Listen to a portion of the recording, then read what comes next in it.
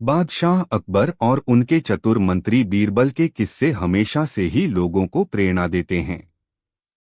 एक बार की बात है, अकबर ने बीरबल से पूछा, बीरबल, इस दुनिया में सबसे बड़ी ताकत क्या है? बीरबल ने उत्तर दिया, जहांपनाह, इसका उत्तर मैं कल दूंगा। अगले दिन बीरबल ने अकबर को अपने साथ चलने को कहा। वे दोनों नगर के बाहर एक गांव पहुंचे। वहां बीरबल ने अकबर को एक छोटे बच्चे के पास ले जाकर कहा, जहांपनाह, इस बच्चे से पूछिए कि वह अपनी मां को क्या कहता है।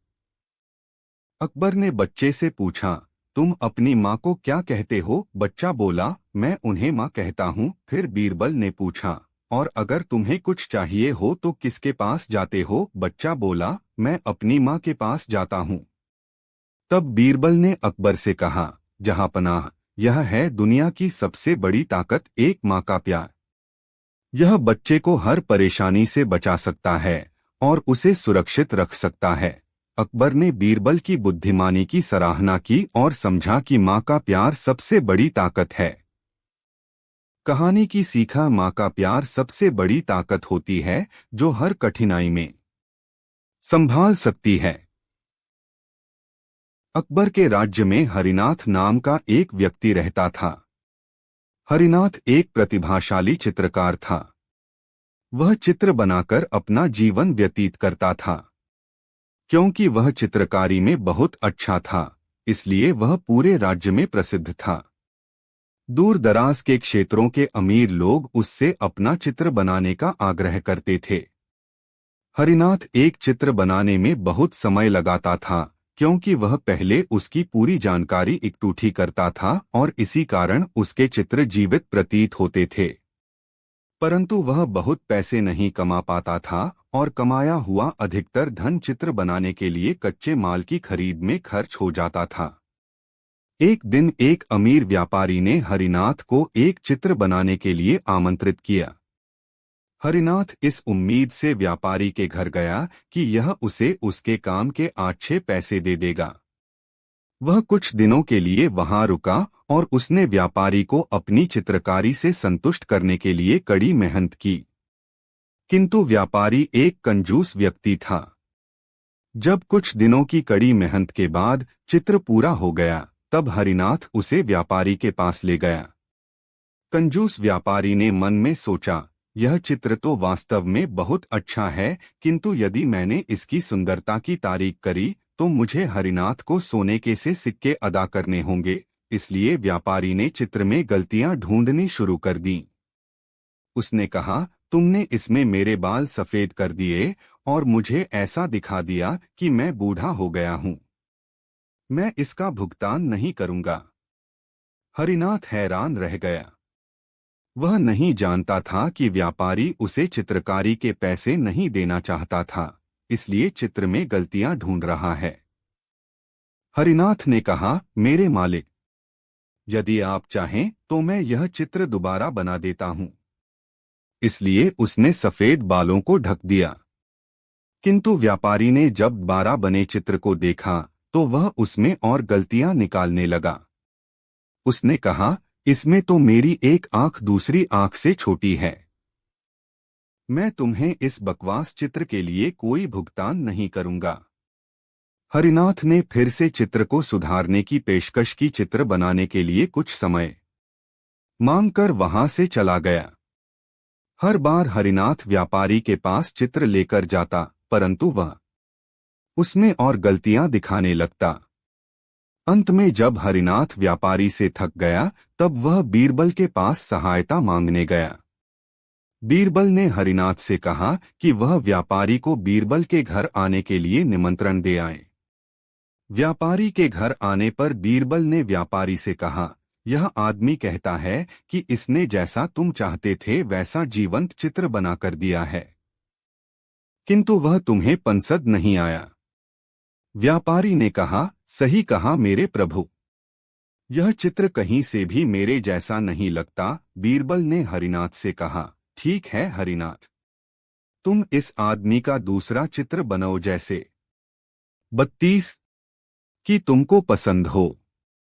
फिर वह व्यापारी की ओर घूमा और बोला, कृपया आप कल आना और अपना चित्र प्राप्त कर लेना, किंतु आपको 1000 सोने के सिक्के अदा करने होंगे, क्योंकि मैंने देखा है कि हरिनाथ जब कोई चित्र बनाता है तो उसमें कोई लगती नहीं होती। व्यापारी ने सोचा, चित्रकार एक दिन में जो चित्र बनाएगा उसमें बहुत गलतियां होंगी, मुझे गलतियां ढूंढने में ज्यादा मेहनत नहीं करनी पड़ेंगी। अगले दिन जब वह व्यापारी आया तो बीरबल उसे एक कमरे में ले गया। कमरे में एक चित्र रखा था, वह कपड़े से ढका हुआ था। जब व्यापारी ने कपड़ा हटाया तो वह आश्चर्यचकित रह गया। यह एक चित्र नहीं बल्कि शीशा था। बीरबल ने कहा, यह बिल्कुल आपकी तरह है। मुझे उम्मीद है कि आपको इसमें कोई गलती नहीं मिलेगी। व्यापारी ने महसूस किया कि वह बीरबल से हार गया है। उसे चित्रकार को चित्र के 100 सोने के सिक्के के अलावा 1000 सोने के सिक्के शीशे के लिए भी देने पड़े। एक बार की बात है, अकबर ने बीरबल को भयभीत करने का मन बनाया और बहुत सोचने के बाद तय किया कि वह भयंकर चेहरा बनाकर और डाकुओं जैसा लिबास पहनकर बीरबल के घर जाएंगे और अचानक उसके सामने आकर उसे डराएंगे। उन्होंने यह भी तय किया कि अपने स्वांग की वह कानों कान खबर नहीं होने देंगे। अपने राज्य में बहुरूपियों को जीविकोपार्जन के लिए धन अर्जन करते हुए उन्होंने देखा था, इसलिए अपना रूप बदलने के लिए उन्होंने एक बहुरूपिये का सहारा लिया। उस बहुरूपिये ने बादशाह को एक खूंखार आदमी की शक्ल में बदल दिया। उस आदमी का चेहरा इतना बीभत्स था कि उसे देखकर ही रोंगटे खड़े हो जाते थे। बादशाह ने अपनी शक्ल आईने में देखी और जब विश्वास हो गया कि अब उन्हें कोई भी पहचान नहीं सकेगा तो संतुष्ट होकर अंधेरी रात में बीरबल के घर पहुंच गए और बीरबल के द्वार पर दस्तक दी। बीरबल ने द्वार खोला। उसके हाथ में मशाल थी, जिसकी रोशनी में उसने द्वार पर खड़े व्यक्ति का हाथ देखा। हाथ की उंगलियों में बादशाही अंगूठियां थीं। रात अंधेरी थी और तेज हवा चल रही थी, जिसके कारण बीरबल मशाल के दूसरी ओर हाथ से हवा रोकने का प्रयास कर रहा था, जिसके कारण द्वार पर दस्तक देने वाले का चेहरा देखने की बजाय बीरबल की नजर उसके जूतों पर गई। कीमती नगीनों और सोने चांदी के तारों के काम से अंधेरी रात में भी जूते से कौंधसी उठ रही थी। उसने अकबर के पांव में बरसों से यह जूता देख रखा था। बीरबल को यह पहचानने में देर नहीं लगी कि द्वार पर दस्तक देने वाला कोई और नहीं, स्वयं अकबर हैं। इसलिए उसने हर्षातिरेक में भावविह्वल होकर कहा, आइए जहांपनाह, आज इस गरीब की कुटिया धन्य हो गई। अकबर जैसे आसमान से गिरे। उनकी समझ में नहीं आया कि बीरबल ने उन्हें पहचान कैसे लिया। बीरबल उन्हें अपने कमरे में ले जाकर तख्त पर बिठाया, फिर बादशाह के भयंकर चेहरे को देखा। अब वह यह समझने का प्रयास करने लगा कि आखिर बादशाह को अपना रूप बदलकर इस तरह आने की क्या जरूरत थी। और आशंका भी मन के किसी कोने से उठी कि क्या बादशाह उसे फिर मूर्ख बनाने के इरादे से तो नहीं आए हैं। डरावना रूप बनाने का एक मकसद तो यही हो सकता है कि वे यह देखना चाहते हैं कि मैं इस तरह का रूप देखकर कैसे डरता हूँ। अपनी तर्क बुद्धि से बादशाह के छद्म रूप का कारण जानने के प्रयास में जब बीरबल गंभीर हो गया तब अकबर ने उससे पूछा, क्या हुआ बीरबल, तुम गंभीर क्यों हो गए? बीरबल ने सहज भाव से उत्तर दिया, गंभीर नहीं जहांपनाह, विचार मग्न कहिए। मैं यह जानने की कोशिश कर रहा हूं कि आखिर इस राज्य में ऐसा कौन सा शख्स है जिसके डर से अकबर जैसे महान बादशाह को इतना निकृष्ट रूप धारण करना पड़ा। बीरबल की बातें सुनकर अकबर को धक्का सा लगा। कहाँ तो वह बीरबल को डराने के लिए बीभत्स रूप बनवाकर आए थे और कहाँ बीरबल की नजर में वे अपने ही स्वांग के कारण डरपोक प्रमाणित हो रहे थे। अंततः अकबर ने सच कह देना उचित समझा। उन्होंने बीरबल से कहा, बीरबल, अपने राज्य में तुम्हें विलक्षण बुद्धि का व्यक्ति माना जाता है। तुम्हारे आलोचक भी तुम्हारी तर्क बुद्धि की तारीफ करते हैं। मैंने यह रूप बनाकर तुम्हें डराने का प्रयास किया था, लेकिन तुम्हारी तर्क बुद्धि से मेरी वास्तविकता छुपी न रह सकी और तुमने मुझे सहजता से पहचान लिया। बादशाह की बात सुनकर बीरबल खामोश ही रहा। तब अकबर ने पुनः कहना शुरू किया, लेकिन बीरबल, मुझे समझ में नहीं आया कि आखिर तुमने मुझे पहचाना कैसे? बीरबल ने हंसकर कहा, जहांपना, आप जरा अपने हीरे जवाहरात के नगीनों से सजे जूते पर नजर डालें और अपनी उंगलियों में चमचमाती बादशाही अंगूठियों की ओर देखें। क्या अब भी किसी को यह समझने में भूल हो सकती है कि आप कौन हैं? अकबर ने उसी समय अपनी एक उंगली से एक अंगूठी निकालकर बीरबल की उंगली में डाल दी और कहा, सचमुच बीरबल, अब तक कोई भी ऐसा व्यक्ति मेरी नजरों के सामने नहीं आया जिसमें तुम्हारी जैसी तीक्ष्ण मेधा हो। और उसके बाद बीरबल के कमरे में ही अपना स्वांग उतारकर अपने सामान्य रूप में अकबर वहां से महल लौट आए। बादशाह अकबर अक्सर बीरबल के साथ अपना आपा खो देते थे। ऐसे ही एक अवसर पर उन्होंने बीरबल को शाही दरबार छोड़ने को और कभी वापस न लौटने को कहा। इससे बीरबल को बहुत दुख हुआ और एक रात उसने किसी को बताए बगैर शहर छोड़ दिया। कुछ दिनों बाद अकबर को बीरबल की याद आने लगी। उन्हें एहसास हुआ कि वह बेचारे बीरबल पर कुछ ज्यादा ही कठोर हो गए थे। इसलिए अकबर ने अपने दूत को पास के गांव और शहर में उसे देखने के लिए भेजा। लेकिन अफसोस, दूतों में से कोई भी बीरबल को खोज नहीं पाया। अकबर ने सोचा, बीरबल ने अपना वेश बदल लिया होगा, इसलिए दूत उसे खोजने में असफल हो रहे हैं। बीरबल को खोजने का कुछ और ही रास्ता होना चाहिए। अकबर ने सभी शहर के राजाओं को निमंत्रण पत्र भेजने के लिए अपने मंत्रियों को आदेश दिया। निमंत्रण पत्र पढ़ने में बहुत अजीब था। मेरे राज्य का समुद्र शादी करना चाहता है। आपके राज्य की सभी नदियां आदर सहित आमंत्रित हैं। शादी अगले सप्ताह होनी है, इसलिए कृपया उन्हें शीघ्र भेजें। सभी राजाओं को जब यह निमंत्रण मिला तो वे बहुत हैरान हुए। उन्हें समझ नहीं आ रहा था कि वे उत्तर में क्या लिखें। इसलिए उन्होंने निर्णय किया कि वे निमंत्रण का उत्तर नहीं देंगे और ऐसे नाटक करेंगे कि उन्हें निमंत्रण प्राप्त ही नहीं हुआ। लेकिन कुछ दिनों बाद बादशाह अकबर को एक राजा का जवाब मिला। उसमें लिखा था, आपके आमंत्रण के लिए बहुत बहुत धन्यवाद। हम शादी के लिए अपनी नंदियों को खुशी खुशी भेजना चाहते हैं, परंतु हमारी नदियों ने अनुरोध किया है कि समुद्र को उन्हें लेने के लिए आधे रास्ते आना होगा। यहाँ जवाब पढ़कर अकबर बाबूत देर तक बभूत जोर से हंसने लगे। फिर वह बीरबल को वापस आने का अनुरोध करने के लिए अपने सैनिकों के साथ उस राजा के शहर गए। अकबर ने सही अनुमान लगाया था। दरअसल बीरबल उसी राजा के साथ रह रहा था जिसने जवाब भेजा था। अकबर जब बीरबल से मिले तो बहुत खुश हुए। उन्होंने कहा, मैं आपको चोटें पहुंचाने के लिए माफी चाहता हूं, कृपया दरबार में लौट आइयो। बीरबल भी यह देखकर बहुत खुश था कि बादशाह उसे लेने खुद आए हैं। उसने राजा को एक बड़ी विदाई देकर अकबर के साथ शहर छोड़ दिया। एक बार की बात है, राजा अकबर व उनके प्रिय बीरबल के बीच कुछ मनमुटाव हो गया। इसके चलते राजा ने बीरबल को राज्य से दूर जाने की सजा दे दी। इस परिस्थिति में भी बीरबल ने हार न मानी और उन्होंने अन्य गांव जाकर वेश बदलकर खेती करना शुरू किया। अब वह एक किसान के रूप में अपना जीवन गुजारने लगे।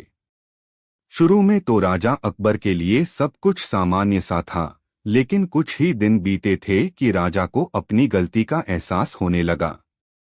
वह अपनी दैनिक दिनचर्या में बीरबल को याद करने लगे थे। जब भी उनके समक्ष कोई मुश्किल परेशानी आती तो उन्हें बीरबल की कमी खूब खलती थी। एक दिन राजा अकबर से रहा न गया।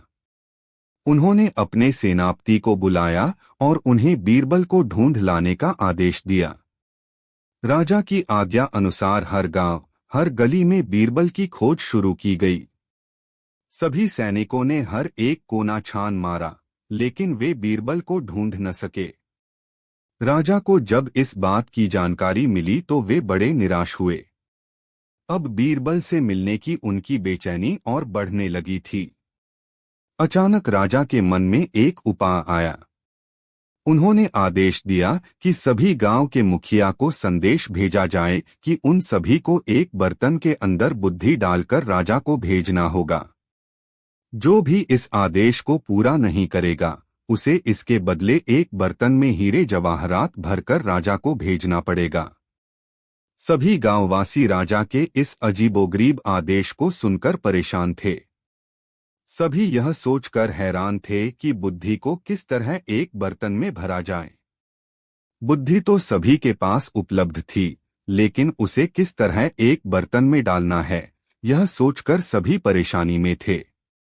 ऐसा न कर पाने की अवस्था में उन्हें उसी बर्तन को कीमती हीरे जेवरों से भरना था, जो कि इससे भी बड़ी समस्या थी। वहीं जिस गांव में बीरबल एक सामान्य किसान का वेश बनाकर रह रहे थे, वहां भी राजा का यह आदेश चर्चा का विषय बना हुआ था।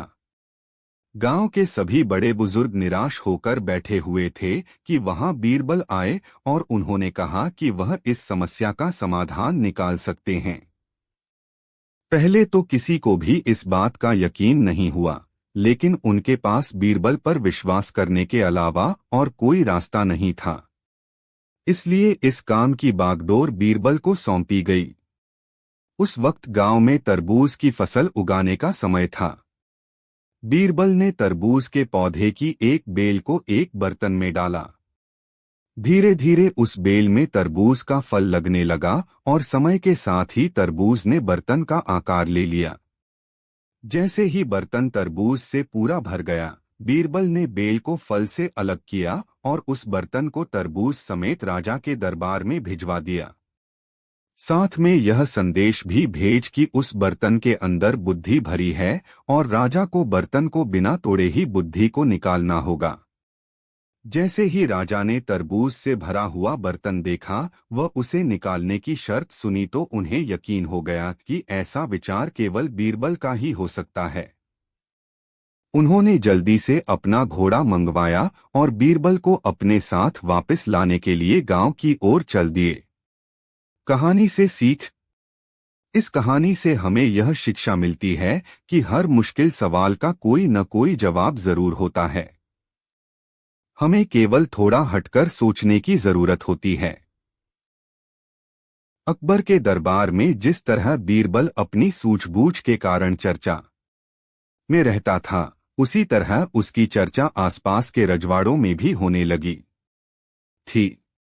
बीरबल की काबिलियत के बारे में जानकर एक राजा ने बीरबल को अपने राज्य में आने का न्योता भेजा। बीरबल ने बादशाह अकबर से मशवरा कर उस न्योते को स्वीकार कर लिया। नियत तिथि को बीरबल उस राजा के दरबार में उपस्थित हो गया। राजा ने बीरबल की आवभगत की और दरबारियों से उसका परिचय कराया। परिचय के बाद उस राजा के दरबार में बहस का सिलसिला चल पड़ा। चूंकि बीरबल उस दरबार में अतिथि था, इसलिए राजा ने उसे मौका देने के उद्देश्य से छोटे छोटे शीर्षकों पर दरबार में विचार मांगे। राजा ने सवाल किया, मोहब्बत क्या है? सभी दरबारी मोहब्बत या प्रेम पर अपने विचार देने लगे। अंत में राजा ने बीरबल से पूछा, आप बताएं बीरबल। बीरबल ने अब तक दरबारियों द्वारा कही बातें सुनी थीं और पाया था कि दरबारियों ने मोहब्बत पर जो कुछ भी कहा था उससे मोहब्बत का स्वरूप स्पष्ट नहीं हुआ था। इसलिए उसने बहुत संयत स्वर में कहा, महाराज, मेरी दृष्टि में मोहब्बत रूह की खुराक है। यह ऐसी अमृत बूंद है जो मृत भावों को भी जीवित कर देती है। मोहब्बत आत्मिक वरदान है।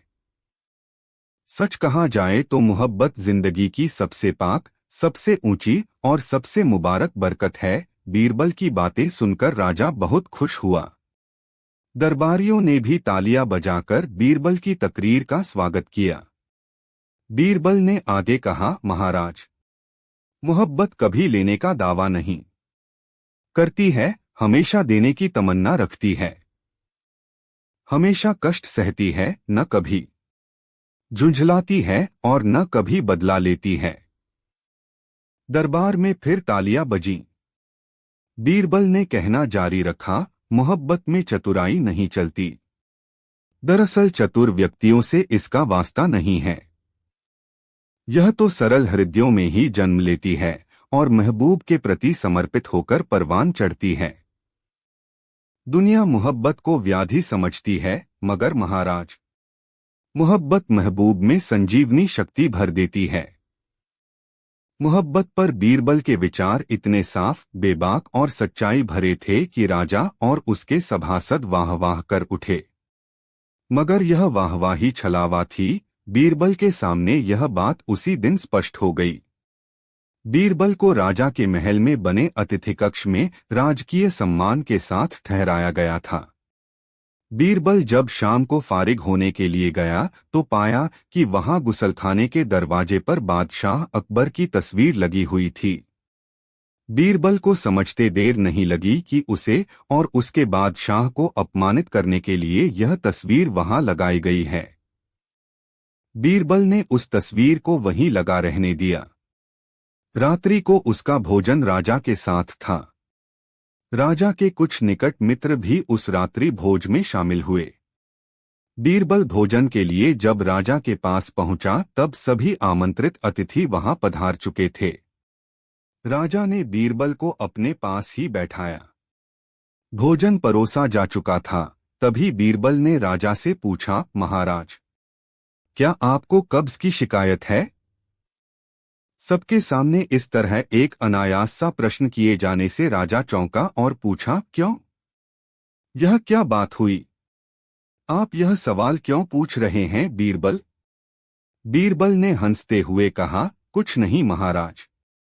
गुसलखाने के दरवाजे पर आपने बादशाह अकबर की तस्वीर लगा रखी है, उसी को देखकर मुझे ऐसा अंदेशा हुआ है। दरअसल हमारे राजवैद्य का यह प्रचलित नुस्खा है। जब हमारे राज्य का कोई आदमी उनके पास कब्ज की शिकायत लेकर जाता है तब वे उसे कोई दवा नहीं देते, बादशाह की एक तस्वीर थमा देते हैं तथा उसे गुसलखाने के दरवाजे पर लगा देने के लिए कहते हैं। एक दिन मैंने राजवैद्य से उनके इलाज के इस तरीके के बारे में जानना चाहा तो राजवैद्य ने कहा, राज्य के गरीब लोगों का इलाज इस नुस्खे से बहुत आसानी से हो जाता है। बादशाह की लोगों में इतनी दहशत है कि उनकी तस्वीर देखकर ही लोग हाजत महसूस करने लगते हैं। बीरबल की बातें सुनकर राजा लज्जित हो गया। रही सी कसर उनके अतिथियों ने पूरी की। सबने उस राजा को इस अमर्यादित व्यवहार के लिए खरी खोटी सुनाई। ये सभी जानते थे कि वह राजा अकबर की शानो शौकत से जलता है। बीरबल पर भी यह बात जाहिर हो चुकी थी। भोजन की मेज पर जब राजा अपने मित्रों से भी अपनी आलोचना सुनते रहने के लिए बाध्य हुआ तब उसे महसूस हुआ कि उसका यह व्यवहार अशोभनीय था। उसने तत्क्षण ही बीरबल से माफी मांगी। दूसरे दिन बीरबल वहां से लौट आया। बीरबल ने अकबर से जब यह वाकया सुनाया तब अकबर खूब हंसे। बादशाह अकबर और बीरबल हमेशा की ही तरह एक दिन बैठकर अपनी प्रजा के बारे में बात कर रहे थे। बातों ही बातों में बादशाह ने कहा कि बीरबल, तुम्हें पता है हमारी प्रजा बेहद ईमानदार है। इसका जवाब बीरबल ने ये कहते हुए दिया कि बादशाह सलामत, किसी भी राज्य में लोग पूरी तरह से ईमानदार नहीं होते हैं। सारा जग ही बेईमान है। बादशाह को बीरबल की यह बात पसंद नहीं आई। उन्होंने पूछा, बीरबल, तुम ये कैसी बात कर रहे हो? बीरबल ने उत्तर दिया कि मैं एकदम सत्य कह रहा हूं। आप चाहो तो मैं अपनी बात अभी साबित कर सकता हूं। इतना आत्मविश्वास देखकर बादशाह बोले, ठीक है, जाओ तुम अपनी बात को सच साबित करके दिखाओ। बादशाह अकबर से इजाजत मिलते ही बीरबल पूरी प्रजा की बेईमानी बाहर लाने के लिए तरकीब सोचने लगे। उनके मन में हुआ कि लोग खुलकर बेईमानी नहीं करते हैं, इसलिए कुछ अलग करना होगा। यह सोचते ही उन्होंने पूरे राज्य में यह ऐलान कर दिया कि बादशाह एक बड़ा सा भोज करना चाह रहे हैं। उसके लिए वो चाहते हैं कि पूरी जनता अपना योगदान दे। बस आप लोगों को ज्यादा कुछ नहीं, एक लोटा दूध पतीले में डालना होगा। इतना ही प्रजा की तरफ से काफी है। इस बात का ऐलान करवाने के बाद जगह जगह पर एक दो बड़े बड़े पतीले रखवा दिए गए। इतना बड़ा पतीला और राज्य की जनसंख्या को ध्यान में रखते हुए उसमें लोगों ने शुद्ध दूध डालने के बजाय पानी मिला हुआ दूध डाला। किसी किसी ने तो सिर्फ पानी ही डाल दिया। हर किसी के मन में यही होता था कि सामने वाले ने तो दूध ही डाला होगा। अगर मैं पानी या पानी मिला हुआ दूध डाल दूंगा तो क्या ही हो जाएगा। शाम तक पतीलों में दूध इकट्ठा हो गया। बीरबल अपने साथ बादशाह अकबर और कुछ रसोइयों को उन जगहों पर ले गए जहां पतीले रखे गए थे। बादशाह ने जिस भी पतीले में देखा तो दूध नहीं, सिर्फ सफेद पानी ही दिखा। रसोइयों ने भी कहा कि महाराज ये दूध नहीं है, ये सारा पानी ही है। इसमें मुश्किल से आधे से एक लोटा दूध होगा, जिसकी वजह से इसका रंग हल्का सफेद है, वरना ये पानी से ज्यादा कुछ नहीं। इन सारी चीजों को देखकर बादशाह अकबर हैरान हो गए। उनके मन में हुआ कि मैं तो सबको ईमानदार समझता था, लेकिन बीरबल की ही बात सच निकली। उन्होंने बीरबल को कहा कि तुम ठीक ही कहते थे, मुझे हकीकत समझ आ गई है। इतना कहते हुए बादशाह, बीरबल और रसोइये वापस महल आ गए। कहानी से सीख, किसी पर भी अंधा भरोसा नहीं करना चाहिए। मौका मिलने पर लोग बेईमानी करने से चूकते नहीं हैं। बादशाह अकबर को अनेक कलाओं से प्रेम था, परंतु उन्हें संगीत का ज्यादा शौक था। उनको दरबार के नए रत्नों में से एक तानसेन थे, जो अपने संगीत की वजह से सम्मान से जाने जाते थे। एक बार अकबर तानसेन के संगीत से बहुत खुश हुए और उन्होंने तानसेन से कहा, तुम दुनिया के सबसे अच्छे कलाकार हो। तुम्हारा संगीत बहुत महान है, जिसकी किसी से तुलना नहीं की जा सकती। तानसेन आभर के साथ अभिभूत थे, किंतु वह एक सामान्य व्यक्ति थे। उन्होंने कहा, यह केवल आपकी राय है। दुनिया में बहुत से कलाकार मुझसे बेहतर हैं। अकबर ने कहा, तानसेन, मैंने बहुत संगीतकारों को सुना है, किंतु तुम्हार संगीत उन सबसे बहुत अच्छा है। तानसेन ने कहा, मेरे मालिक, फिर तो आपको मेरे गुरु स्वामी हरिदास को जरूर सुनना चाहिए। वह मुझसे बहुत अच्छा गाते हैं। अकबर ने बहुत उत्सुकता से कहा, यदि ऐसा है तो मैं तुम्हारे गुरु का संगीत जरूर सुनूंगा। तुम्हें उसने मेरे लिए संगीत गाने का अनुरोध करना होगा। तानसेन ने कहा, मेरे मालिक, स्वामी हरिदास कभी दरबार में नहीं आते हैं और न ही वह आपके लिए गाएंगे, किंतु यदि आप मेरे साथ उनके घर जाएंगे तो आप उनका संगीत सुन सकते हैं। अकबर, बीरबल तानसेन के साथ स्वामी हरिदास के घर जाने को राजी हो गए। अकबर स्वामी हरिदास के घर कुछ दिनों तक रुके, किंतु गुरु ने उस बीच में कुछ भी नहीं गाया। अकबर अधीर हो रहे थे। उन्होंने तानसेन को बुलाया और कहा, स्वामी हरिदास कब गाएंगे? मैं यहाँ 4 दिन से हूँ, किंतु अब तक उन्होंने संगीत का एक शब्द तक नहीं गाया। लगता है मुझे बिना संगीत सुने हो वापस महल में जाना होगा। तानसेन ने कहा, मेरे मालिक, गुरुजी केवल तभी गाते हैं जब उन्हें लगता है कि सही समय है। हमें धैर्य रखना चाहिए। फिर एक सुबह अकबर को एक बहुत ही मधुर स्वर ने नींद से जगा दिया। स्वामी हरिदास गाना गा रहे थे। उनकी आवाज इतनी गहरी और मीठी थी कि सम्राट पूरी तरह मंत्रमुग्ध हो गए थे। उन्होंने तानसेन से कहा, तुम सही थे। वास्तव में स्वामी हरिदास तुमसे बेहतर हैं। अकबर ने अब वापस महल लौटने का निश्चय किया। रास्ते में उन्होंने बीरबल से कहा, बीरबल, तानसेन का संगीत अपने गुरु के जैसा अच्छा क्यों नहीं है? बीरबल बोला, जहांपना, क्योंकि तानसेन आपको खुश करने के लिए गाता है और स्वामी हरिदास भगवान को खुश करने के लिए गाते हैं। एक बार एक कलाकार 3 सुंदर गुड़ियों को लेकर बादशाह अकबर के दरबार में आया। ये गुड़ियां बिल्कुल एक समान थी। उनमें इतनी समानता थी कि उनके बीच अंतर करना बहुत मुश्किल था। अकबर को गुड़िया बहुत प्यारी लगीं। उसने कहा, ये गुड़िया मुझे बेच दर दो और मैं तुम्हें इनकी अच्छी कीमत दूंगा। कलाकार ने कहा, जहांपना, ये गुड़िया बेचने के लिए नहीं है। बेशक मैं आपको ये उपहार के रूप में दे दूंगा यदि आपको दरबार में कोई यह बता दे कि तीनों में से अच्छी कौन सी है। यह एक अजीब पहेली थी। अकबर ने गुड़ियों को उठाया और करीब से देखा, किंतु तीनों गुड़ियों में इतनी समानता थी कि अकबर यह नहीं कह सका कि कौन सी अच्छी है। तब उसके प्रत्येक मंत्री ने इस पहेली को सुलझाने की कोशिश की, परंतु वे असफल रहे। अकबर ने बीरबल को बुलाकर कहा, प्रिय बीरबल, तुम क्यों नहीं कोशिश करते? मुझे विश्वास है कि तुम इस पहेली को हल कर लोगे। बीरबल अकबर की ओर सम्मान से झुका और गुड़ियों के पास गया।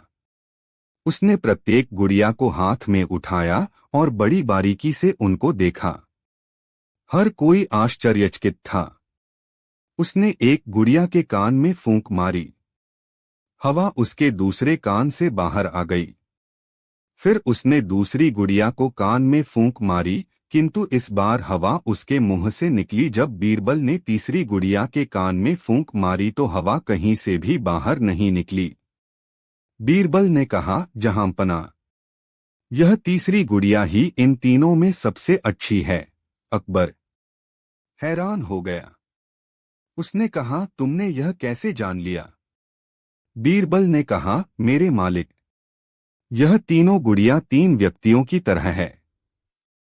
जब मैंने पहली गुड़िया के कान में फूंक मारी तो यह दूसरे कान से बाहर आ गई। ऐसे ही जब हम एक रहस्य किसी दूसरे व्यक्ति को बताते हैं तो वह अगले ही पल उसे भूल जाता है।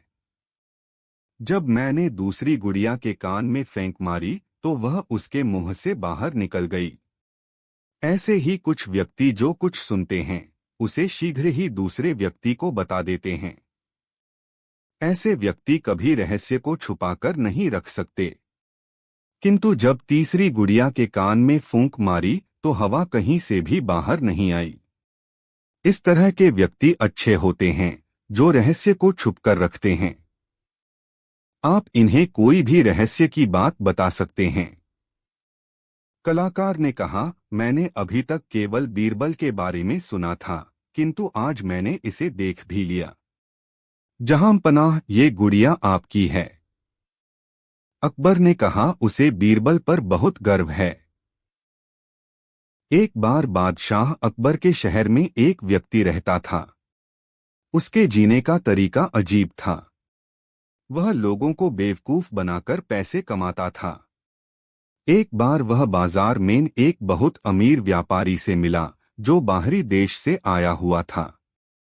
वह इस शहर में नया था, इसलिए जब धोखेबाज ने उसे अपने घर रात के भोजन के लिए आमंत्रित किया तो व्यापारी ने इस उम्मीद से आमंत्रण स्वीकार कर लिया कि इस नए शहर में उसके नए दोस्त बन जाएंगे।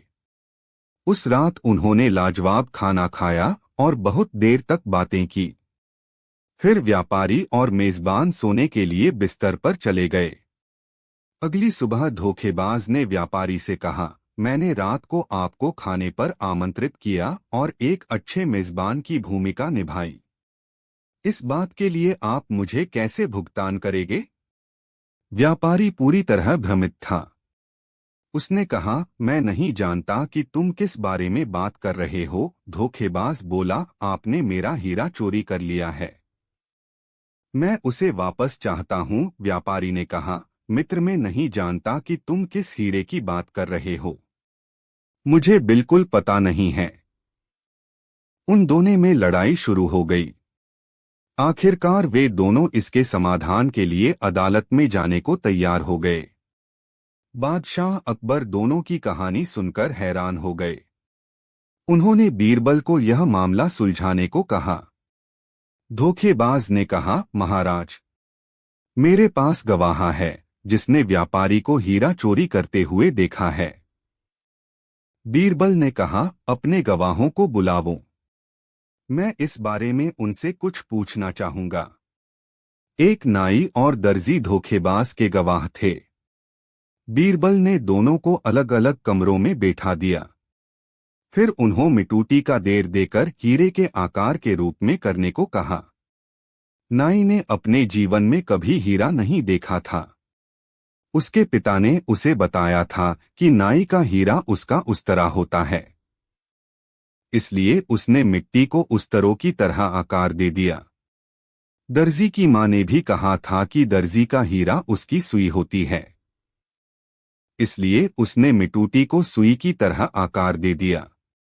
जब बीरबल ने देखा कि दोनों गवाहों ने क्या बनाया है तो वह बोला, जहांपना, इन दोनों में से किसी ने भी हीरा नहीं देखा है, तो कैसे इन दोनों ने व्यापारी को हीरा चोरी करते हुए देखा है? यह कहानी झूठी है। व्यापारी निर्दोष है। यह साबित होता है कि धोखेबाज ने नाई और दर्जी को झूठे गवाह बनने के लिए रिश्वत दी है। व्यापारी खुशी से वापस अपने घर चला गया, जबकि धोखेबाज को कैदखान में डाला दिया गया। अकबर और बीरबल के बीच एक विचित्र संबंध था। दोनों के बीच नोकझोंक और एक दूसरे पर कटाक्षों का उपयोग खूब हुआ करता था। वाक्चातुर्य अकबर में भी था, किंतु बीरबल प्रायः बाजी मार जाता था। एक बार अकबर ने बीरबल से पूछा, बीरबल, तुम तो जानकारियों का खजाना हो, मुझे एक बात बताओगे? पूछिए जहांपना, अगर बुद्धि काम करेगी तो जरूर बताऊंगा, बीरबल ने कहा। असल में मैं आज तक नहीं समझ पाया कि मेरी हथेली पर बाल क्यों नहीं उगते, जबकि मेरे शरीर के अधिकांश हिस्से में किसी न किसी रूप में बाल मौजूद हैं। बस मुझे अपनी हथेली देखकर हैरत होती है कि वहां बाल क्यों गैरहाजिर हैं, अकबर ने सवाल किया। बीरबल ने शीघ्रता से कहा, बस महाराज, इतनी सी बात। मैं तो समझा था कि कोई मुश्किल सवाल आपको परेशान किए दे रहा है। हाँ बीरबल, इसी बात से परेशान हूं। तुम बताओ तो सही कि मेरी हथेली पर बाल क्यों नहीं हैं? अकबर ने व्यंग्य भाव से मुस्कुराते हुए पूछा। जहांपना, आप दरियादिल बादशाह हैं। अपनी रियाया से आप बेइंतहा मोहब्बत करते हैं और उन्हें किसी तरह की परेशानी में देखना आपको मंजूर नहीं। इसलिए जब कभी भी आपके द्वार पर कोई मुसीबत का मारा आता है, तब आप उसकी मदद करते हैं। जरूरतमंदों को दान देते रहने के कारण आपकी हथेली पर बाल उग नहीं पाते। आपकी हथेलियों पर बाल नहीं उगने का कारण बिल्कुल यही है, बीरबल ने कहा। अकबर खुश हुए और अपनी सामान्य दिनचर्या में लग गए। बीरबल भी अपने काम में मग्न हो गया। कुछ दिन बीतने के बाद अकबर ने बीरबल से एक दिन अचानक ही पूछ लिया, अरे बीरबल, तुम्हारी हथेली पर भी तो बाल नहीं हैं। इसका मतलब है कि तुम भी दानी हो। बीरबल को इस बात का अंदेशा था कि कभी भी अकबर उससे यह सवाल पूछ सकते हैं, इसलिए वह पहले से तैयार था। उसने छूटते ही कहा, महाराज, मेरी हथेली पर बाल नहीं होने का कारण दान देना नहीं, दान लेना है। आप मुझे दरबार में छोटी छोटी उलझनें सुलझाने का अवसर देते हैं और मेरे समाधान पर प्रसन्न होकर मुझे इनाम देते रहते हैं। आपसे इनाम लेते लेते मेरी हथेली उनकी अभ्यस्त हो गई है। इनाम की बारंबारता ऐसी है कि इन हथेलियों पर बाल उग ही नहीं पाते। अकबर बीरबल के इस चालाकी भरे उत्तर से बहुत खुश हुए। इसके कुछ दिन बाद अपने दरबार में अकबर ने बीरबल से पूछा, बीरबल, तुमने मेरी हथेली और अपनी हथेली पर बाल नहीं होने का कारण तो बता दिया, आज तुम यह देखो कि मेरे दरबार में जितने भी दरबारी हैं, उनमें से किसी की हथेली पर बाल नहीं हैं। ऐसा क्यों है? बीरबल ने इस प्रश्न का उत्तर भी पहले से सोच रखा था।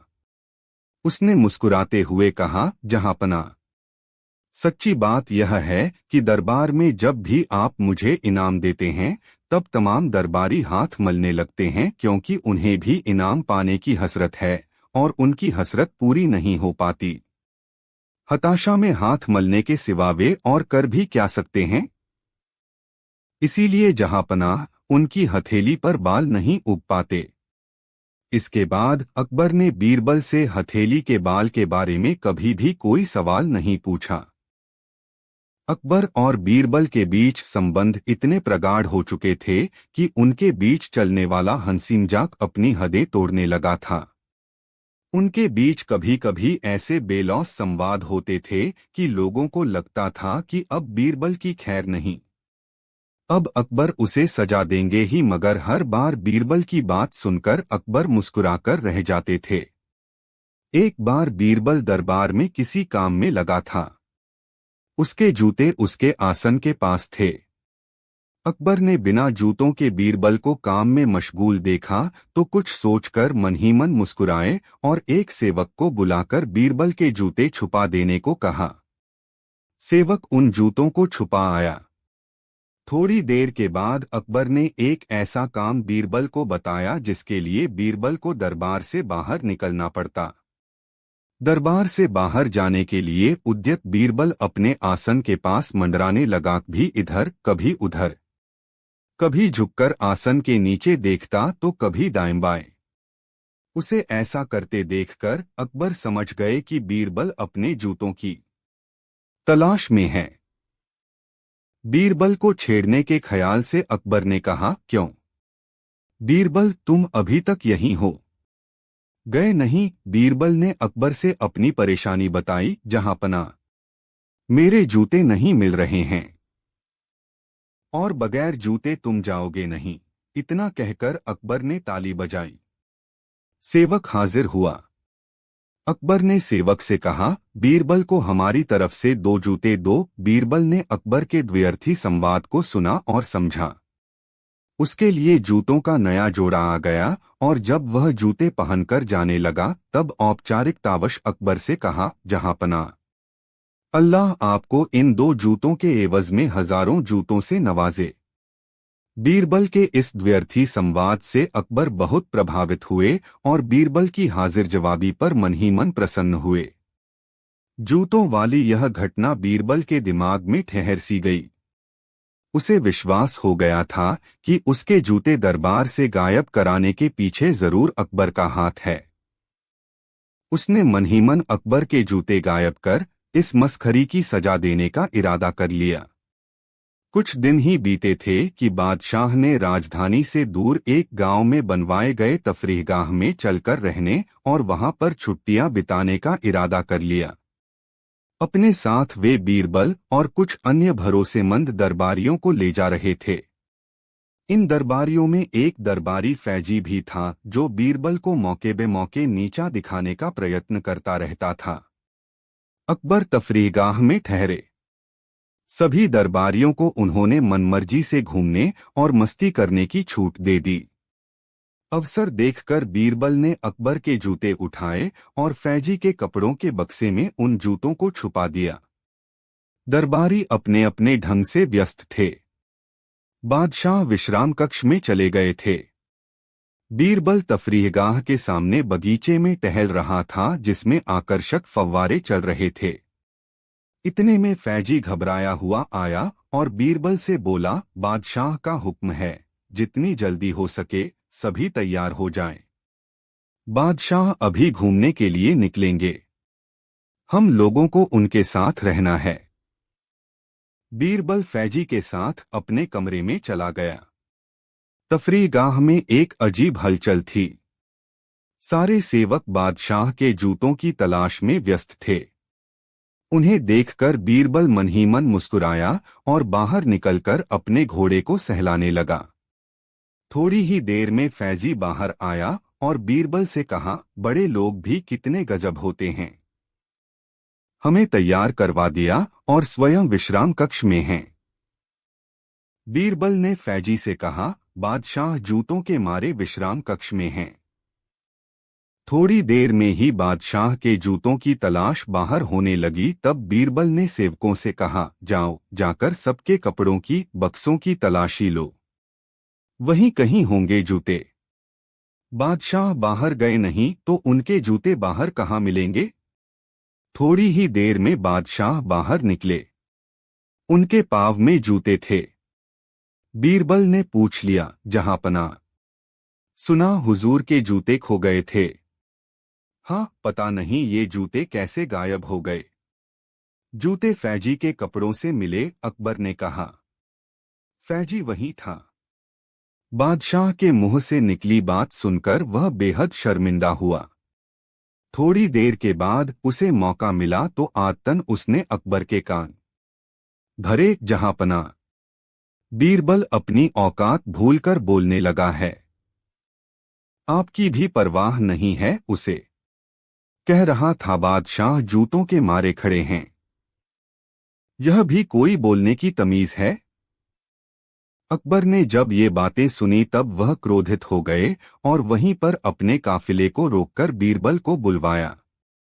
बीरबल के पास आने पर अकबर ने उससे कहा, बीरबल, तुमने कहा कि बादशाह जूतों के मारे खड़े हैं।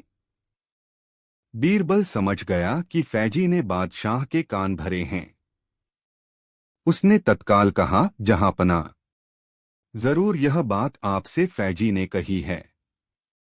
उसके कपड़ों से आपके जूते निकले हैं। इस बात से वह शर्मिंदा है और इस बात से आपका ध्यान हटाने के लिए उसने आपसे कुछ कहा है। खैर, अब आप पूरा वाकया जान लें। फैजी ने मुझसे पूछा था कि बादशाह अपने विश्राम कक्ष में क्यों खड़े हैं, बाहर क्यों नहीं आते।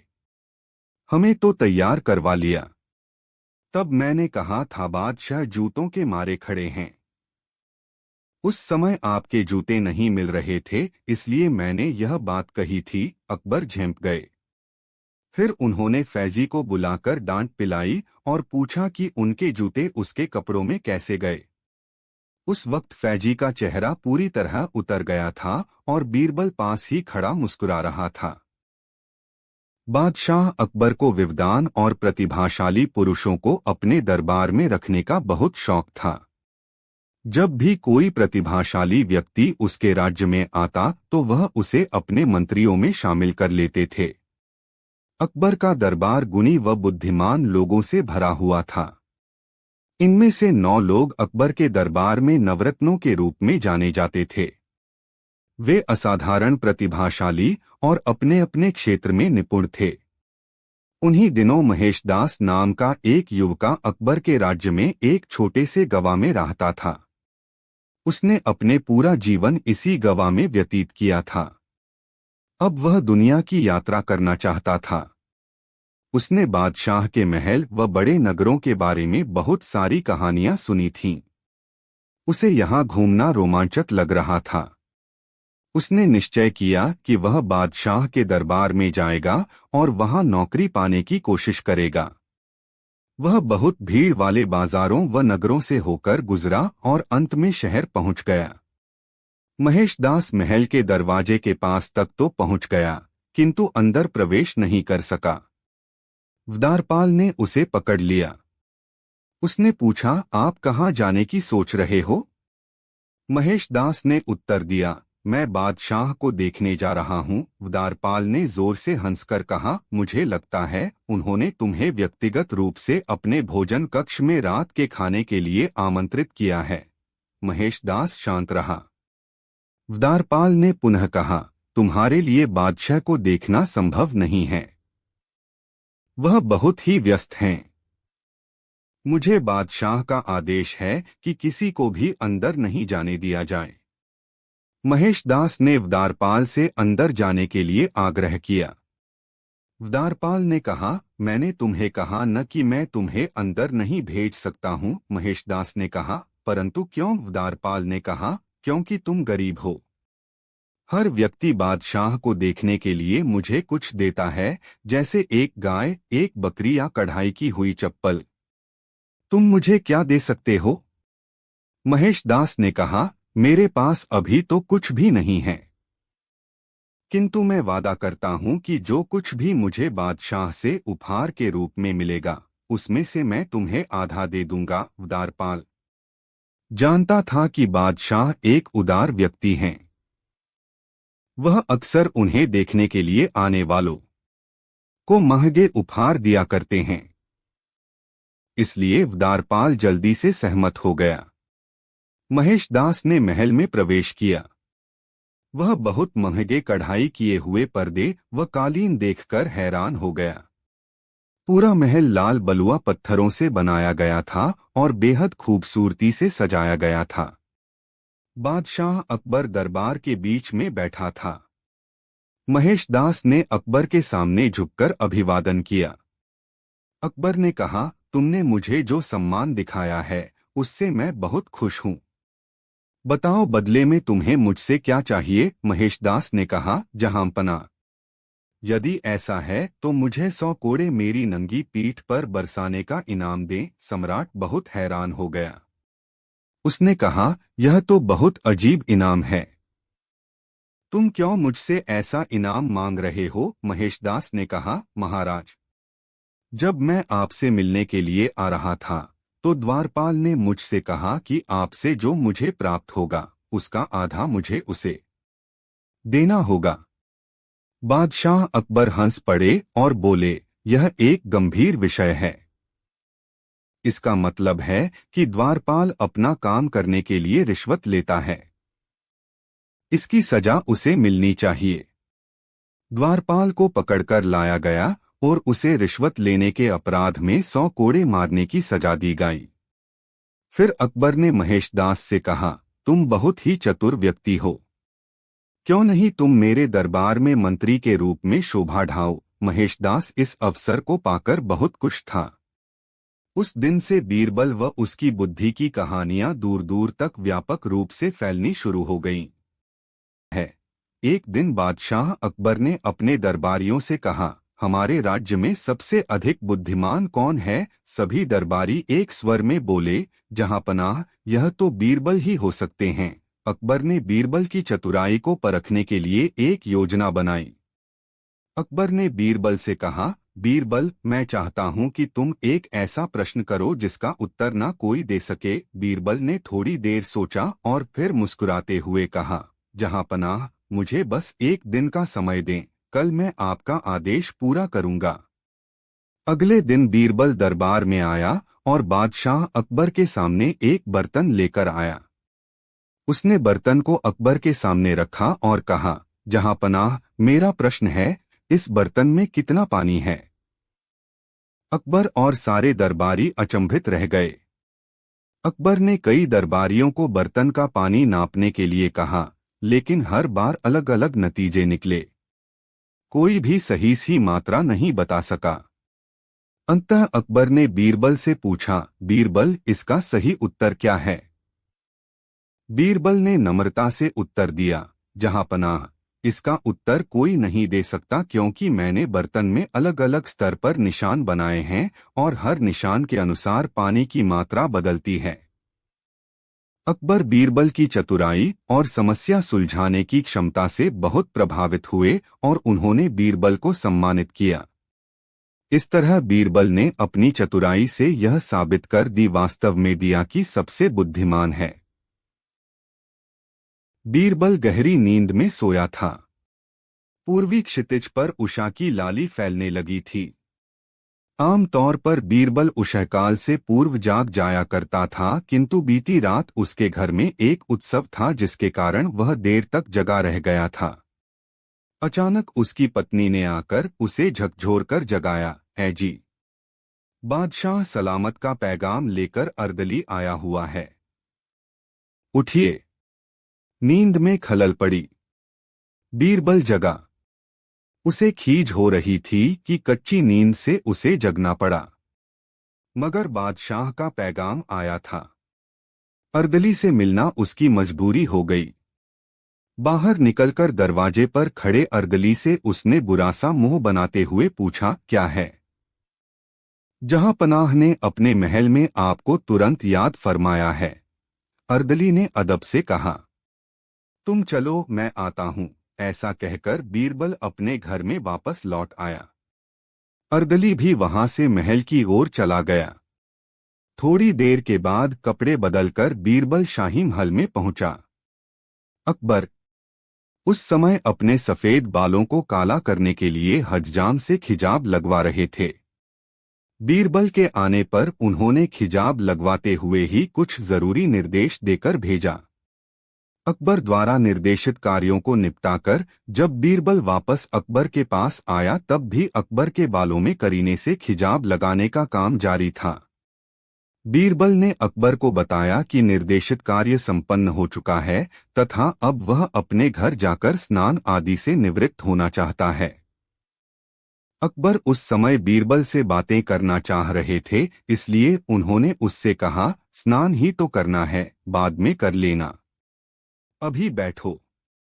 अकबर के इस निर्देश से बीरबल खींच गया, मगर उसके पास और कोई चारा नहीं था, इसलिए अकबर के पास रखे एक तख्त पर वह बैठ गया। बातचीत का दौर जारी रखने के लिए अकबर ने बीरबल से पूछा, बीरबल बताओ तो, खिजाब लगाने से दिमाग पर कोई बुरा असर तो नहीं पड़ता? खिजाब लगाने वाले को दिमाग होता ही कहाँ है, खीज से भरा उत्तर दिया बीरबल ने। कैसे? अकबर ने मुस्कुराते हुए पूछा। दिमाग होता तो झूठी सुंदरता के लिए सफेद को काला करते। बीरबल की बात अकबर के दिल में बैठ गई और उस दिन के बाद से उन्होंने खिजाब नहीं लगाया। एक दिन बीरबल दरबार से कुछ जल्दी चला गया। उस दिन कुछ ऐसे मुद्दों पर चर्चा चल रही थी कि अकबर को बीरबल की कमी खली, मगर बीरबल का तो कहीं पता ही न था। दूसरे दिन अकबर ने बीरबल से पूछा, कल दरबार से अचानक कहाँ चले गए थे बीरबल? जहांपनाह, मेरे एक संबंधी के बच्चे का अन्नप्राशन था। उसी अवसर पर आयोजित भोज में मुझे सपरिवार जाना था, जिसके कारण मैं दरबार से चला गया था। क्षमा करें, आप दरबार की चर्चा में मशरूफ थे, इसलिए बीच में खलल डालना उचित नहीं समझा और बिना पूछे चला गया, बीरबल ने उत्तर दिया। कोई बात नहीं है। सपरिवार दावत का मजा तो तुमने लिया न? क्या क्या खा आए दावत में? अकबर ने चुटकी लेते हुए बीरबल से पूछा। बीरबल ने बताना शुरू किया, खीर, पूरी, परमल की सब्जी। अभी वह कुछ और व्यंजनों के नाम बताता कि अकबर का ध्यान किसी अन्य दरबारी की ओर चला गया और वे उस दरबारी को कुछ जरूरी बातें समझाने लगे। बीरबल की बात अधूरी रह गई। उसके बाद कई दिनों तक जब भी दरबार लगा तब अकबर शासन कार्य में ही व्यस्त रहे। शासन संबंधी जरूरी कार्यों का दौर समाप्त हो जाने के बाद एक दिन अचानक अकबर की नजर बीरबल पर पड़ी और उन्होंने बीरबल से पूछा, हाँ तो बीरबल, और क्या? बीरबल समझ गया कि अकबर उससे दावत में परोसी गई चीजों के नाम पूछ रहे हैं। उसने तपाक से कहा, और क्या जहांपनाह? वही अचार, दही और मिठाई। बीरबल की स्मरण शक्ति और सूझभरी बातें सुनकर अकबर कायल हो गए और तुरंत अपने गले से मोतियों की एक माला उतारकर बीरबल के गले में डाल दी। दरबारी समझ नहीं पाए कि यह पुरस्कार बीरबल को आखिर बादशाह ने क्यों दिया। उनमें से कुछ को लगा कि अचार, दही और मिठाई बादशाह को पसंद हैं, इसलिए उनका नाम सुनकर वे खुश हो गए और बीरबल को पुरस्कृत कर दिया। उन्होंने सोचा कि इन चीजों का नाम सुनकर जब बादशाह इस तरह खुश होते हैं कि गले से मोतियों की माला निकालकर दे देते हैं, तो इन चीजों की भेंट दिए जाने पर तो भेंट देने वाले को मालामाल ही कर देंगे। फिर क्या था? दूसरे दिन ही कई दरबारी अकबर के पास अचार, दही और मिठाइयाँ मर्तबानों में भरकर ले आए और उन्हें भेंट स्वरूप देने लगे। अकबर को कुछ समझ में नहीं आया तो उन्होंने भेंट लाने वाले दरबारियों से पूछा, अरे यह सब क्या है? दरबारियों ने उत्तर दिया, अचार, दही और मिठाई। अकबर को समझते देर नहीं लगी कि ये दरबारी पुरस्कार पाने की लालसा में बीरबल की भोंडी नकल कर रहे हैं। उन्होंने तुरंत उन दरबारियों को डांट लगाते हुए कहा, किसी की भोंडी नकल करने से अक्ल नहीं आ जाती। दरबार में रहना है तो अक्ल से काम लेना सीखो। एक बार फारस के राजा ने अकबर को एक अजीब सा पत्र भेजा। इस पत्र में उसने अकबर से पूछा, बताइए आपके राज्य में हर सड़क में कितने मोड़ हैं? अकबर इस सवाल से हैरान हो गया। उसका राज्य बड़े राज्यों में से एक था। अपने दरबार के मंत्रियों को भेजकर सड़क के मोड़ों की गिनती करवाना संभव नहीं था। फिर भी सम्राट ने अपने प्रधानमंत्री टोडरमल को बुलाया और यह काम पूरा करने को कहा। टोडरमल ने बदले में अपने आदमियों को भेजकर राज्य में सड़कों के मोड़ों को गिनकर आने को कहा। अगले दिन बीरबल ने देखा कि अकबर किसी चीज की उत्सुकता से प्रतीक्षा कर रहे हैं।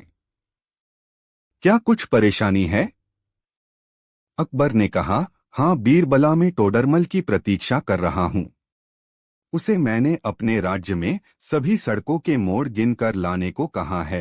फिर उन्होंने बीरबल को फारस के राजा द्वारा भेजे गए पत्र के बारे में बताया। बीरबल ने जैसे ही सारी बात सुनी वैसे ही वह जोर से हंस पड़ा।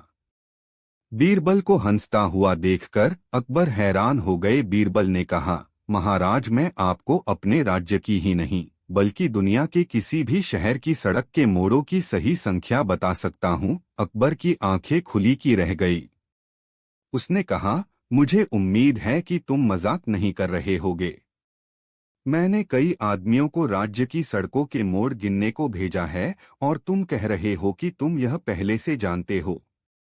बीरबल ने कहा, जहांपना, मैं कोई मजाक नहीं कर रहा। दुनिया की सड़कों के केवल दो ही मोड़ होते हैं, एक दाईं और दूसरा बाईं। और यह सुनकर सम्राट जोर से हंस पड़े।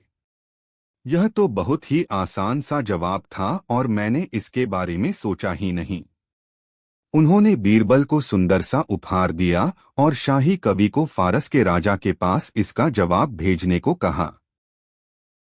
एक बार आगर शहर में एक कसाई रहता था। वह एक ईमानदार व्यक्ति था जो न तो मिलावटी मांस बेचता था और न ही मांस का अधिक दाम लेता था। बेहतरीन मांस बेचने के कारण उसके शहर में बहुत सारे ग्राहक थे। शहर में हर किसी को उसकी दुकान के बारे में पता था और वे अपने परिवार व दोस्तों को भी उसकी दुकान की सिफारिश करते थे।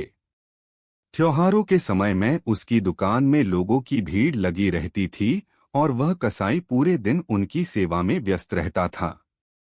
ऐसे ही एक दिन एक अनाज का व्यापारी कसाई की दुकान में आया। कसाई उस समय पैसे गिन रहा था। व्यापारी ने उसे 1 किलो मांस देने को कहा। कसाई ने अपना पैसों वाला थैला काउंटर पर रखा और मांस लेने के लिए भंडार घर में चला गया। परंतु जब वह वापस आया तो यह देखकर हैरान रह गया कि पैसों वाला थैला अब वहां नहीं था। कसाई ने बहुत गुस्से में कहा, श्रीमान माफ करना, मुझे लगता है आपने मेरा थैला चुराया है। मैं उसे मांस लेने जाने से पहले मेज पर छोड़कर गया था।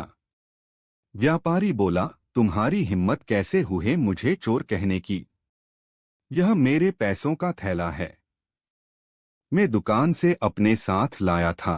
कसाई ने कहा, मैं तुम पर कैसे विश्वास कर लूं कि तुमने मेज से मेरा थैला नहीं लिया है? व्यापारी ने उत्तर दिया, मैं तुम पर कैसे विश्वास कर लूं कि तुम मेज पर थैला छोड़कर गए थे? ये सब तुम इसलिए बता रहे हो ताकि मैं मजबूर होकर आओना थैला तुम्हें दे दूंगा। कसाई और व्यापारी की लड़ाई बाहर तक आ गई। बहुत से लोग उनके चारों ओर इकट्ठे हो गए। आखिरकार किसी ने उन्हें बीरबल के पास जाने का सुझाव यह कहकर दिया कि उसके पास इस समस्या का हल मिल जाएगा। इसलिए व्यापारी और कसाई बीरबल के पास गए। बीरबल ने ध्यान से पैसे को जांचा परखा। फिर उसने व्यापारी से कहा, क्या तुम खून का व्यापार करते हो? व्यापारी हैरान था। उसने कहा, नहीं श्रीमान, मैं तो अनाज का व्यापार करता हूँ। मैं बहुत ज्यादा खून देखकर डर जाता हूँ और मुझे चक्कर आने लगते हैं। मैं इससे जितना ज्यादा हो सके दूर रहने की कोशिश करता हूँ। बीरबल मुस्कराया और उसने थैला कसाई के हाथों में रख दिया। बीरबल ने कहा, थैले पर खून के धब्बे हैं।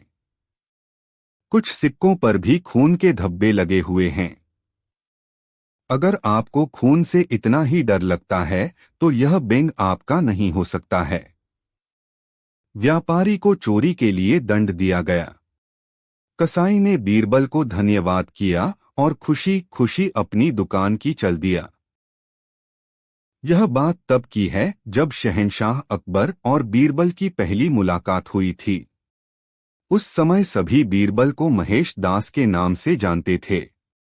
एक दिन शहंशाह अकबर बाजार में महेश दास की होशियार से खुश होकर उसे अपने दरबार में इनाम देने के लिए बुलाते हैं और निशानी के तौर पर अपनी अंगूठी देते हैं। कुछ समय के बाद महेश दास सुल्तान अकबर से मिलने का विचार बनाकर उनके महल की ओर रवाना हो जाते हैं। वहां पहुंचकर महेश दास देखते हैं कि महल के बाहर बहुत लंबी लाइन लगी हुई है और दरबान हर व्यक्ति से कुछ न कुछ लेकर ही उन्हें अंदर जाने दे रहा है। जब महेश दास का नंबर आया तो उसने कहा कि महाराज ने मुझे इनाम देने के लिए बुलाया है और उसने सुल्तान की अंगूठी दिखाई। दरबान के मन में लालच आ गया और उसने कहा कि मैं तुम्हें एक ही शर्त पर अंदर जाने दूंगा, अगर तुम मुझे इनाम में से आधा हिस्सा दो तो। दरबान की बात सुनकर महेश दास ने कुछ सोचा और उसकी बात मानकर महल में चले गए। दरबार में पहुंचकर वह अपना नंबर आने का इंतजार करने लगे।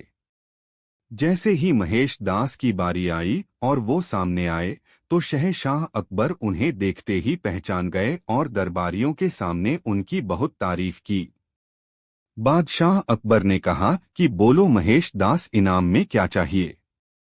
तक महेश दास ने कहा कि महाराज, मैं जो कुछ भी मांगूंगा क्या आप मुझे इनाम में देंगे। बादशाह अकबर ने कहा कि बिल्कुल, मांगो, क्या मांगते हो। तब महेश दास ने कहा कि महाराज, मुझे पीठ पर 100 कोड़े मारने का इनाम दें। महेश दास की बात सुनकर सभी को हैरानी हुई और बादशाह अकबर ने पूछा कि तुम ऐसा क्यों चाहते हो। तब महेश दास ने दरबान के साथ हुई पूरी घटना बताई और अंत में कहा कि मैंने वादा किया है कि इनाम का आधा हिस्सा मैं दरबान को दूंगा। तब अकबर ने गुस्से में आकर दरबान को 100 कोड़े लगवाए और महेश दास की होशियारी देखकर अपने दरबार में मुख्य सलाहकार के रूप में रख लिया। इसके बाद अकबर ने उनका नाम बदलकर महेश दास से बीरबल कर दिया। तब से लेकर आज तक अकबर और बीरबल के कई किस्से मशहूर हुए। कहानी से सीख, हमें अपना काम ईमानदारी से और बिना किसी लालच के करना चाहिए। अगर आप कुछ पाने की उम्मीद से कोई काम करते हो तो हमेशा बुरे परिणाम का सामना करना पड़ता है, जैसे इस कहानी में लालची दरबान के साथ हुआ। अकबर सभी धर्मों का सम्मान करते थे।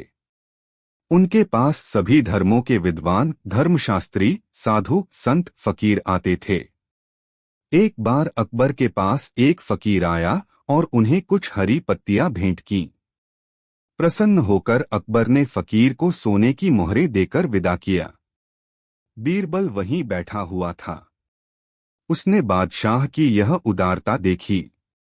उसकी समझ में नहीं आया कि बादशाह ने उस फकीर को इतना सारा धन क्यों दे दिया और वह फकीर उस धन का क्या करेगा। कुछ दिनों के बाद बादशाह के पास एक साधु आया। बादशाह को उस साधु ने भभूति प्रदान की और थोड़ा सा अक्षत भी दिया।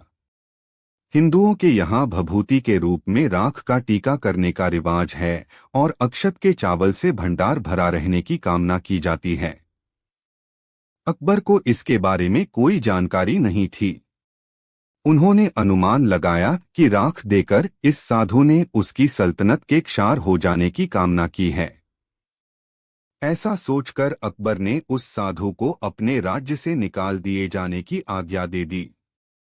संयोग से बीरबल उस दिन भी वहीं बैठा हुआ था। उसने अकबर को उसी समय टोका, जहांपना, ऐसा अनर्थ मत करिए। आप इस साधु को यही सोचकर राज्य से निकाला दे रहे हैं, न कि इसने राख देकर आपके तख्त के विनाश की कामना की है। बिल्कुल ठीक, मैंने ऐसा ही समझा, अकबर ने कहा।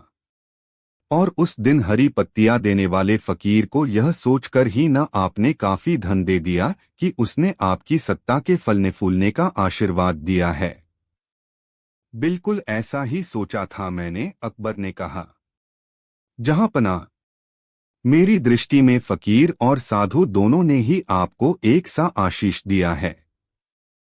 फकीर ने भी आपको यही आशीष दिया था कि इस हरे पत्ते की तरह तुम्हारी सल्तनत में हर ओर हरियाली छाई रहे।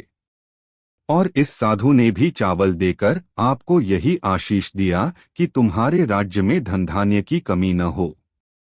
और वह भभूति यह बताती है कि एक दिन सब कुछ क्षरित हो जाता है, इसलिए भौतिक उपलब्धियों के पीछे भागने के स्थान पर आध्यात्मिक उत्थान का मार्ग अपनाओ, जिससे तुम्हारे राज्य की जनता तुम्हारे प्रति आस्था रखे। बीरबल का विश्लेषण सुनकर अकबर बहुत प्रसन्न हुए और उन्होंने साधु को ढेर सारा धन देकर विदा किया। एक समय मशहूर फतेहपुर सीकरी शहर में एक अमीर तेल का व्यापारी रहता था। उसने अपनी पत्नी को खुश करने के लिए हीरों का एक हार उपहार में दिया। यह हार बहुत ही कीमती था और उस औरत को बहुत पसंद था। वह अक्सर खास कार्यक्रमों में जब उसके दोस्त उससे मिलने आते थे, तब इस हार को पहनती थी।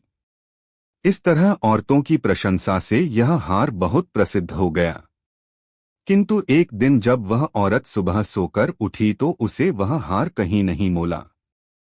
उसने हार को बहुत ढूंढा, पर हार कहीं दिखाई नहीं दिया। इस प्रकार उसने यह निष्कर्ष निकाला कि हार चोरी हो गया है। व्यापारी ने सैनिकों को हार को चोरी करने वाले को ढूंढने भेजा। सैनिकों ने चोर की खोज शुरू की, किंतु जिसने भी हार चोरी किया था वह बहुत ज्यादा चालाक था। उसने सैनिकों के लिए कोई सुराग नहीं छोड़ी था। इससे व्यापारी की पत्नी दुख के कारण बीमार पड़ गई। व्यापारी को अपनी पत्नी के स्वास्थ्य की चिंता होने लगी। जब कोई विकल्प नहीं मिला तो उसने बीरबल को यह मामला सुलझाने के लिए बुलाया। बीरबल व्यापारी का बहुत अच्छा दोस्त था। एक दिन बीरबल उसके यहाँ रात के खाने पर गया। बीरबल व्यापारी से बोला, वह हार हमेशा तुम्हारी पत्नी की अलमारी में रहता था। यदि यह चोरी हुआ है तो यह आपके नौकरों में से किसी ने किया है।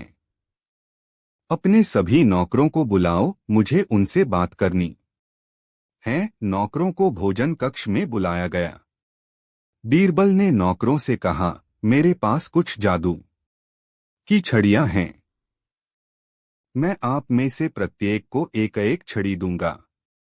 कल आप ये छड़ियां मुझे वापस कर देना। नौकरों में से एक नौकर ने कहा, परंतु आप इन छड़ियों की सहायता से चोर का पता कैसे लगाएंगे?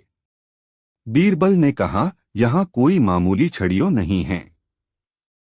चोर की छड़ी रात भर में 2 इंच बढ़ जाएगी। इसलिए मैं कल जब तुम्हारी इन छड़ियों को नापूंगा तो मुझे पता चल जाएगा कि चोर कौन है। यह सुनकर व्यापारी हैरान हो गया, किंतु उसने कुछ नहीं कहा।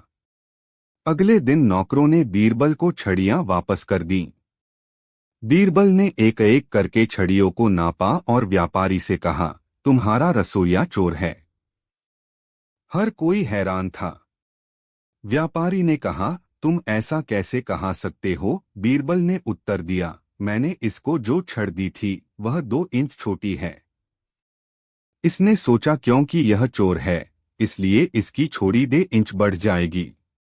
इसलिए इसने इसे 2 इंच काट दिया ताकि पकड़ा न जाए।